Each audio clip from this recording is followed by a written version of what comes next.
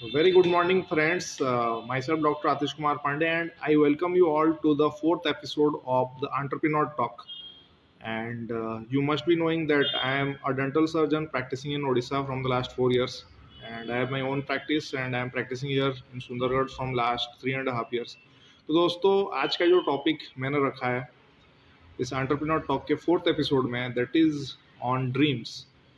तो दोस्तों ड्रीम्स तो हम सारे लोग देखते ही रहते हैं हमारे लाइफ में। हर कोई ड्रीम देखता है, बहुत सारे लोग नहीं भी देखते हैं बट मैक्सिमम लोग देखते हैं ड्रीम। तो ड्रीम होता क्या है दोस्तों? मेरे एक मेंटर हैं जो कि बहुत ही अच्छे खासे लेवल पे हैं उनके लाइफ में। तो उनका डेफिनेशन मैं आपको बोलना चाहता हूँ, जो कि मैं भी मानता हूँ उनका डेफिनेशन जो है ड्रीम का, मैं वो डेफिनेशन को यूज भी करता हूँ अपने लाइफ में। तो दोस्तों ड्रीम का मतलब क्या होता है, मैं शुद्ध हिंदी भाषा में आपको बताना चाहता हूँ दोस्तों। शुद्ध ड्रीम होता क्या है, तो वर्तमान में असंभव सी चीज दिखने वाली चीज के बारे में सोचना, सिर्फ सोचना, उसको ही बोलते हैं ड्रीम। वर्तमान में जो चीज असंभव सी दिख रही है लेकिन उसी के बारे में आपने सोचा कि वो आगे चल के होगा, जो कि अभी फिलहाल असंभव दिख रही है, that is a dream. Dream is very simple, मतलब कि एट प्रेजेंट अगर आपको कोई चीज मतलब कि लग रही है कि ये मेरे पास नहीं है, लेकिन आप उस बारे में सोच रहे हो कि ये मैं अचीव कर रहा हूं आगे चल के, तो वो आपका ड्रीम है। तो दोस्तों ड्रीमर होना बहुत जरूरी है दोस्तों अपने लाइफ में। अगर आप ग्रोथ चाहते हो तो ड्रीमर होना बहुत जरूरी है। जितने भी ज़्यादा बड़े सक्सेसफुल पर्सन हुए हैं लाइफ में या फिर इस दुनिया में, चाहे वो कोई फील्ड में हो, जैसे कि मैं एक डेंटिस्ट हूँ, डेंटिस्ट्री में भी अगर बहुत सारे लोग आप जानोगे तो दे आर डेफिनेटली ड्रीमर्स, जिन्होंने बहुत ज़्यादा हाई हाई लाइक अपना लाइफ में बहुत अच्छा पायदान जिन्होंने अचीव किया है, they all are dreamers. May it be in sports, may it be in politics, may it be in any of the fields. So दोस्तों ड्रीमर होना बहुत जरूरी है। मैं एक छोटा सा एग्जांपल देना चाहता हूं दोस्तों। नील आर्मस्ट्रॉन्ग ही क्यों मून पे पहले गए, यूएस ही क्यों पहले गई? किसी ने ये सोचा है? रसिया भी जा सकती थी, इंडिया भी जा सकता था, कोई भी जा सकता था। लेकिन जॉन एफ कैनेडी जो कि प्रेसिडेंट थे यूएस के, यूनाइटेड स्टेट्स ऑफ अमेरिका के, उन्होंने इस बारे में सोचा, सिर्फ सोचा, चांद पे जाने के बारे में सोचा। उनका ये ड्रीम था, वो सपना था दोस्तों। तो जब वो सपना उन्होंने बस सोचा उसके बारे में, और सोचने के बाद जब उसके बारे में ऑटोमेटिकली काम होने लगा और फाइनली 1971 में they went the US went the US crew went to the moon. They were the first people to land up in moon.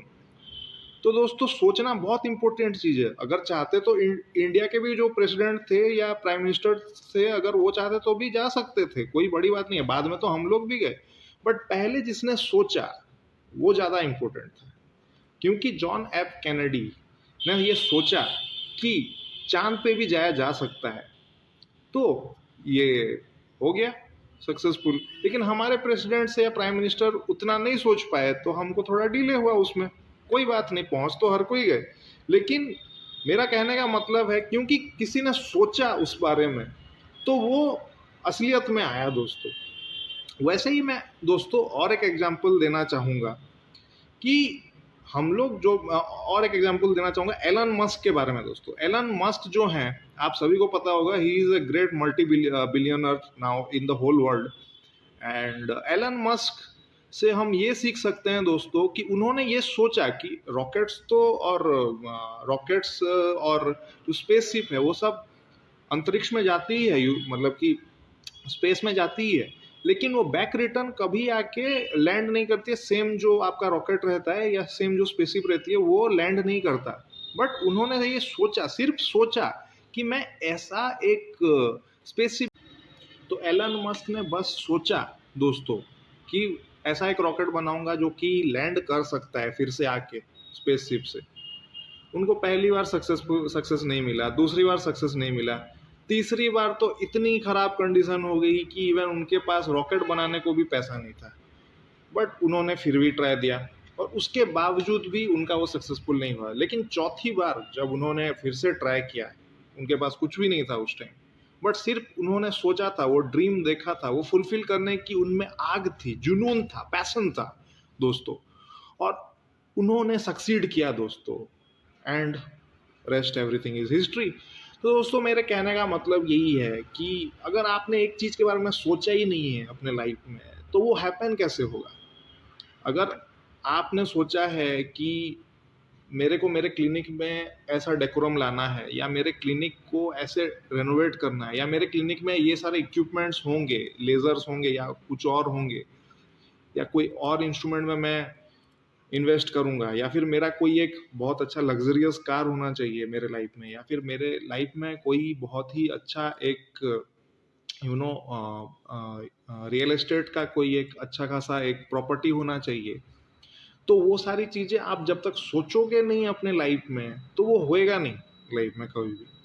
तो इम्पोर्टेंट है दोस्तों, ड्रीम देखना ही सिर्फ इम्पोर्टेंट नहीं है, उसके बारे में सोचना, सोच के उसके बारे में आप जब उसको मैनिफेस्ट करते हैं दोस्तों, जब उसके बारे में आप सोचते हैं, विचारते हैं, तो वो बाय डिफॉल्ट आती रहती है, आती रहती है, आती रहती है, और उसके बाद आप उसके बारे में काम करना भी स्टार्ट कर देते हैं, आप अट्रैक्ट करते हैं वो सारी चीज़ों को दोस्तों।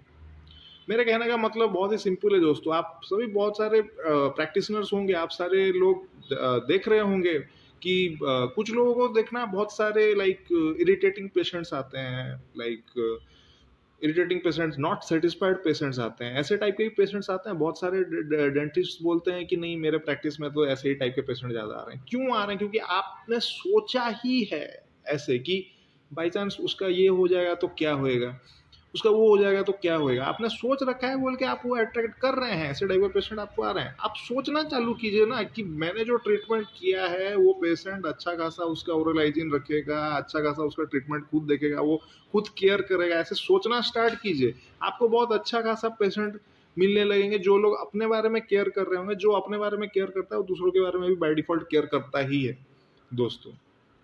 तो ये एक प्रोसेस है दोस्तों, ये एक प्रोसेस है। तो ये प्रोसेस को आपको अपनाना पड़ेगा। लोग ज़्यादातर हाउ में इंटरेस्ट लाते हैं दोस्तों कि ये कैसे होगा, बट उनको हुआ ही नहीं पता कि करना क्यों है। आपको अगर पता नहीं है कि आप एक क्लिनिक अगर खोल रहे हो, तो आपको पता नहीं है कि आप क्लिनिक क्यों खोल रहे हो, तो कोई फायदा नहीं है क्लिनिक खोल के, क्योंकि आप खोल तो लोगे, आप आपको सब कुछ पता तो चल जाएगा, लेकिन आपका गोल डिफाइंड नहीं है। तो आप अपना गोल डिफाइंड कीजिए दोस्तों। अगर आप मान लीजिए एमडीएस परस्यू कर रहे हो, तो एमडीएस परस्यू क्यों करना है आपको? आपको सीनियर लेक्चरर बनना है, प्रोफेसर बनना है, या कुछ और करना है? आप उसको रीडिफाइन कीजिए ना, अपने लाइफ में रीडिफाइन करेंगे तब जाके तो पता चलेगा कि करना क्यों है। जब करना है, जब क्यों आपका जो वाय है वो जब क्लियर हो जाएगा कि मेरे को ये चीज़ करना है मेरे लाइफ में, तो वो तो बाय डिफॉल्ट कहीं ना कहीं से पता चल ही जाएगा कि कैसे करना है। Don't focus more on how, focus more on why you want to do it, why is it your dream, define it. When you define it, you get the right mentors in your life, right people in your life, you start attracting lots of positive vibes in your life, you start attracting lots of positive people in your life, and you get surrounded with lots of positive people, and the people who you want to be. कहा जाता है कि आप जिन 5 लोगों के साथ मिलते हैं अपने लाइफ में, ज़्यादातर मिलते जुलते हैं, उन्हीं 5 लोगों के बीच का आप एवरेज बनते हैं, राइट।